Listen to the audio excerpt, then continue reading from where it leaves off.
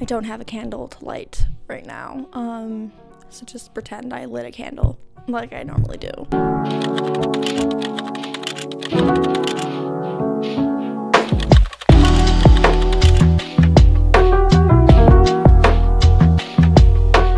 Hello, I'm back. Why am I in front of a fireplace, you may be asking yourself? Good question. My aunt is not here, who I live with, and her cats, oh, you can see one right there, and her cats go crazy without like human attention, and Missy's sleeping right now, so I don't need to be upstairs by her, so I'm just hanging out with them. So before anyone says anything, yes, my hair is fucking ugly, okay? I know. My bangs look horrendous today. I woke up and they were horrible, so I have a hat on. Sue me. Anyways, so today, I'm probably gonna film 2 or 3 videos because I had like a bit of a creative outburst this past week. So you're probably gonna be in this outfit for 2 or 3 videos. Today's video is going to be about the movie The Blind Side. Why?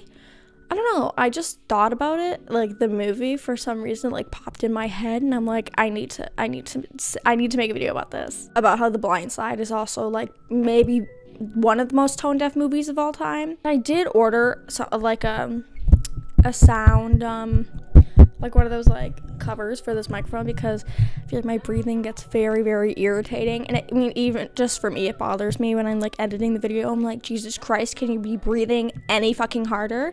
Can you be saying any more times? The amount of ums I have to edit out is insane. So I got one of those.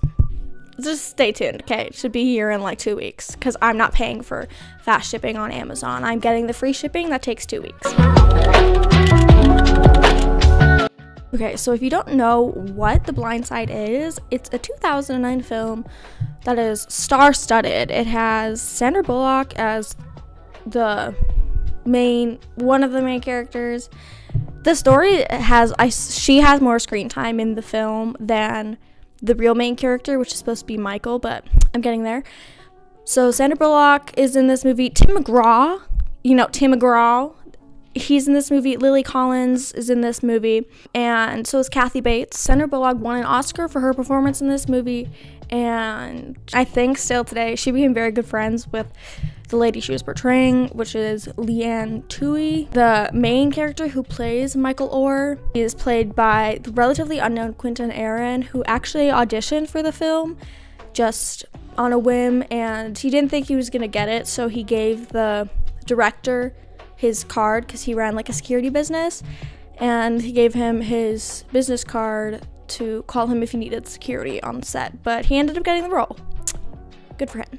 So the plot of this movie is basically that a poor, homeless, illiterate black kid who's very big, like tall, big and tall, needs a place to stay.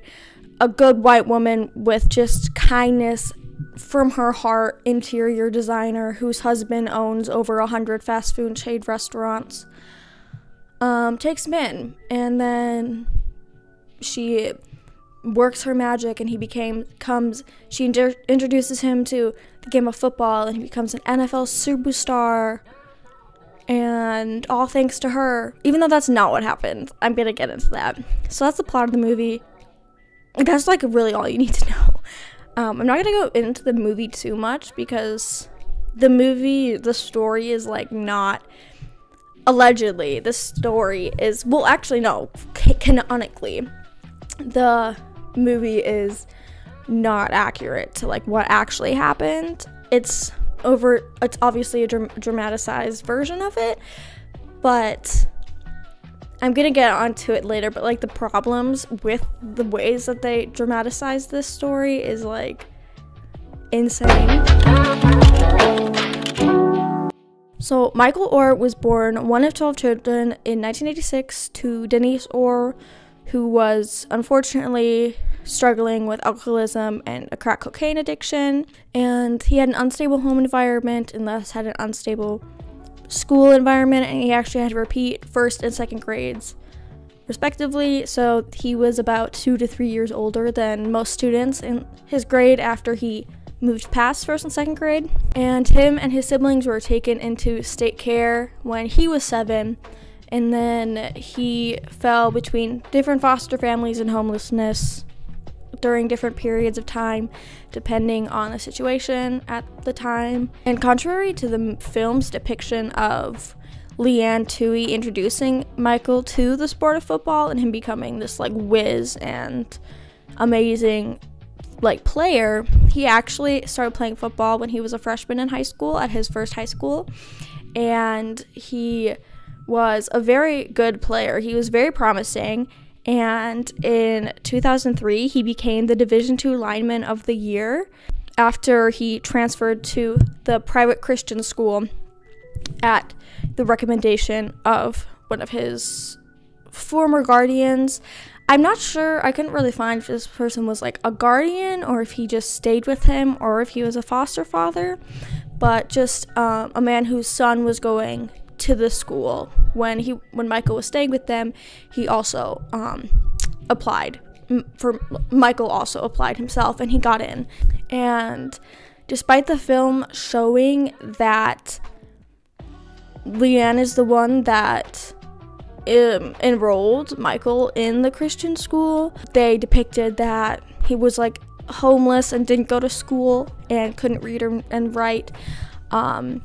He actually was attending this private Christian school, and that's how he met the Tuohy family, because he attended the school with both of the Tuohy children. And before he even started living with the Tuohys, his commitment to the game of football was very evident, and he was even being scouted for potential colleges.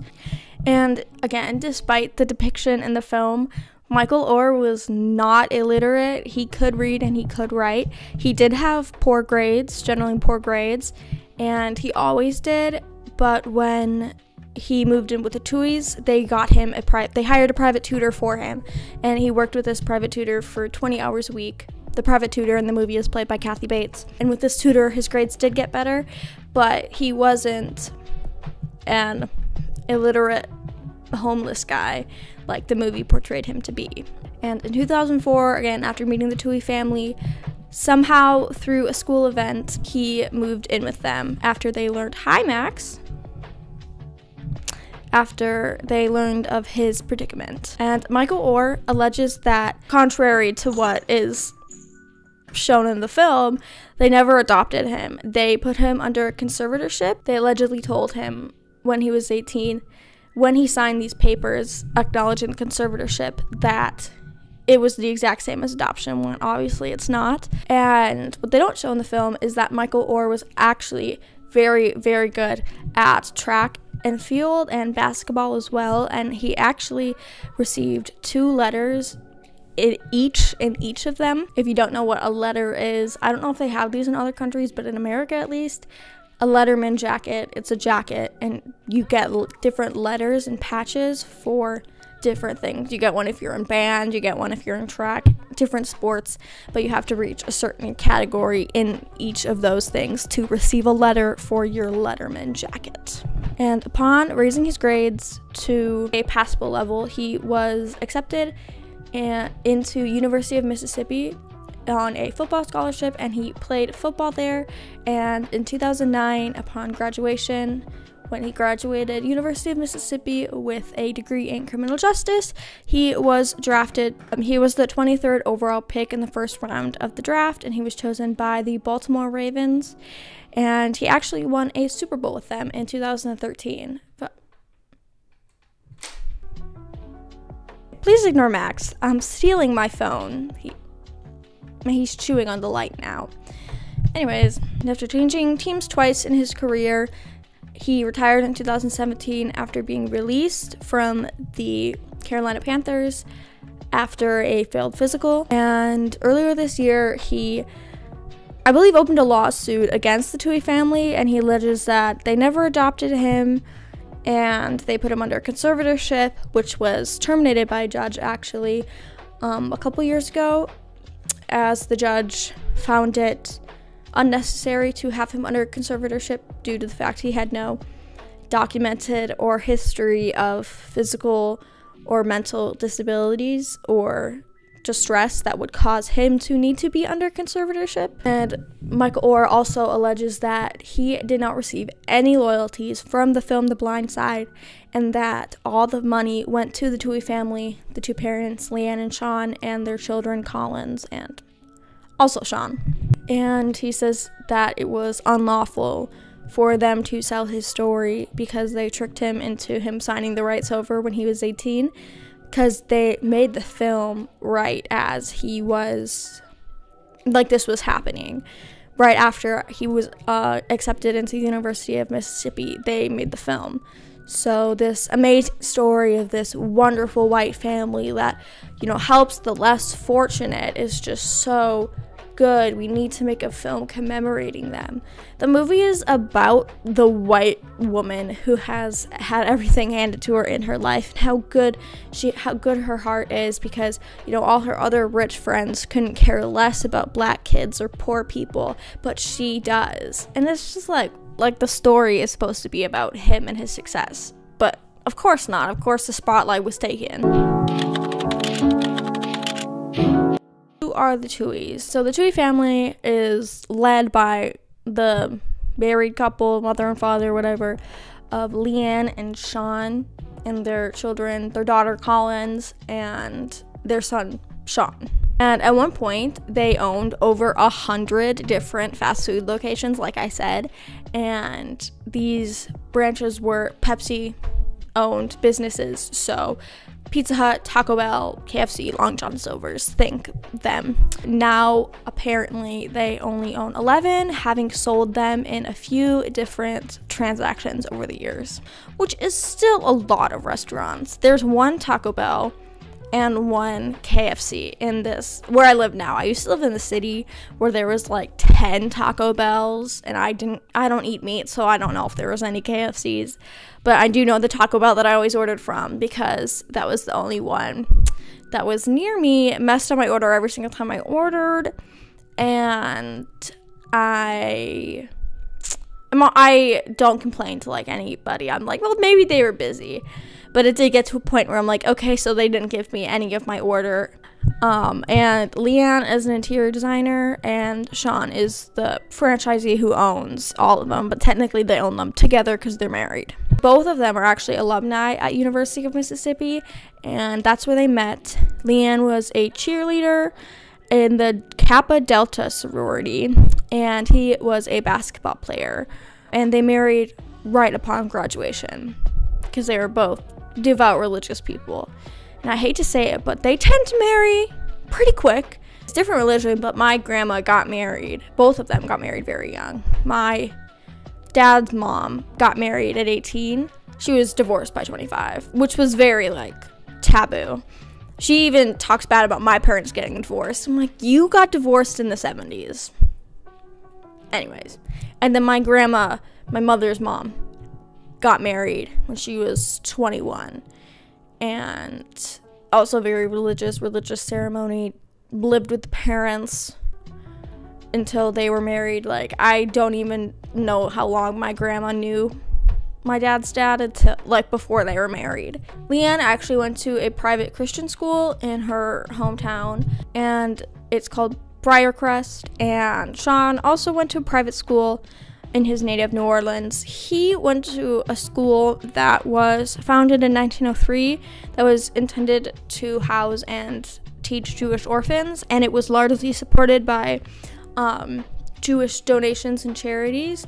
And he went there because his dad was a gym teacher there. His school was changed, the name was changed, and it was changed to the Isidore Newman School in 1931 because it was previously the Isidore Newman School of Manual Training.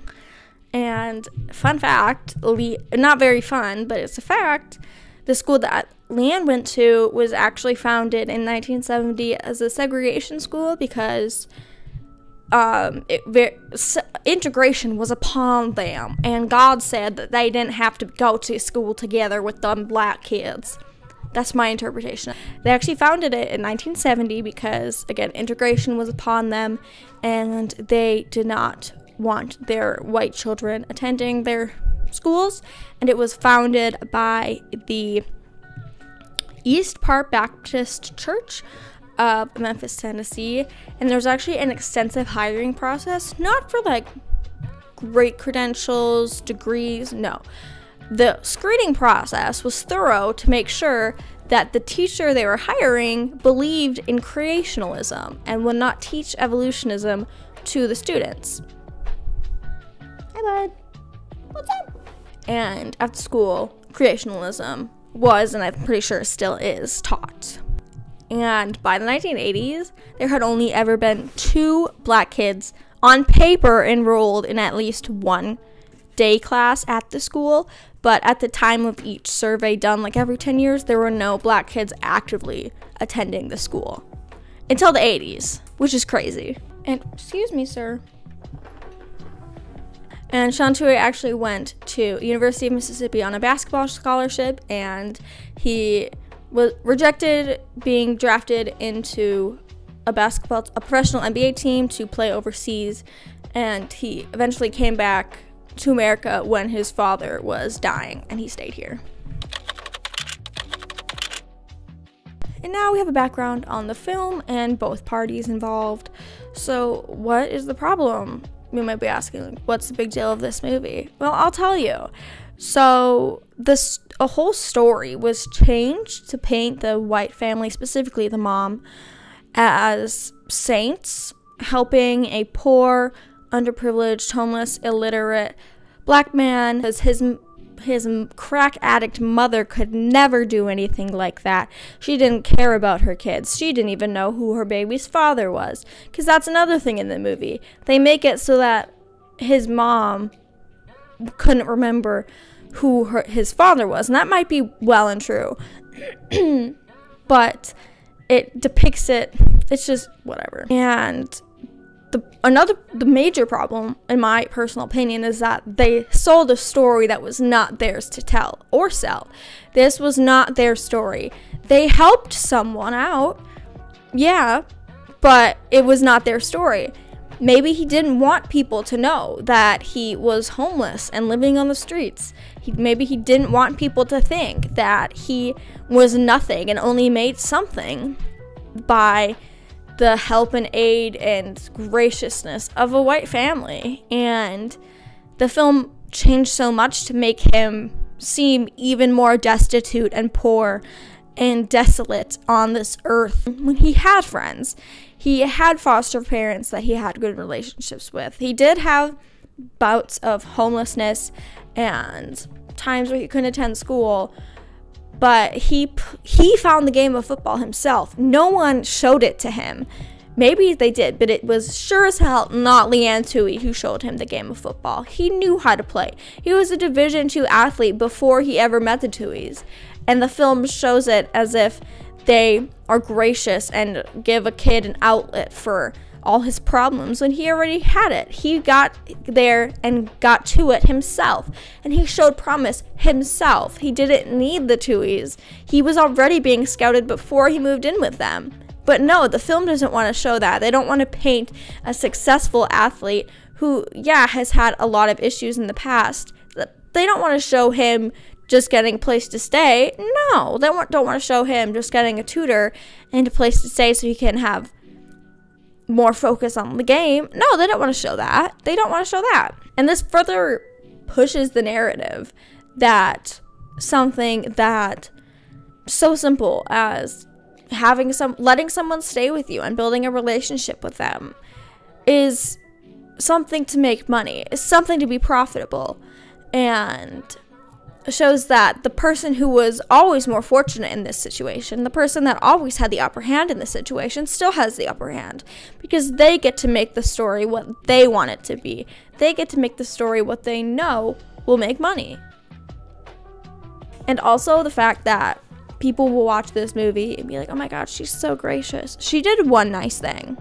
One. And you know that she will be riding that high for the rest of her life. She will be telling her great-great-grandkids, once that one time I helped that one kid. She'll be riding that high for the rest of her life. And Leanne Tuohy actually got an award in 2010 or 11, I believe, for her dedication to helping the less privileged Like, she helped one kid. Maybe she's done more in her community, maybe, but still. And also, I just want to say that this is not defamatory, this is alleged, and my personal opinion.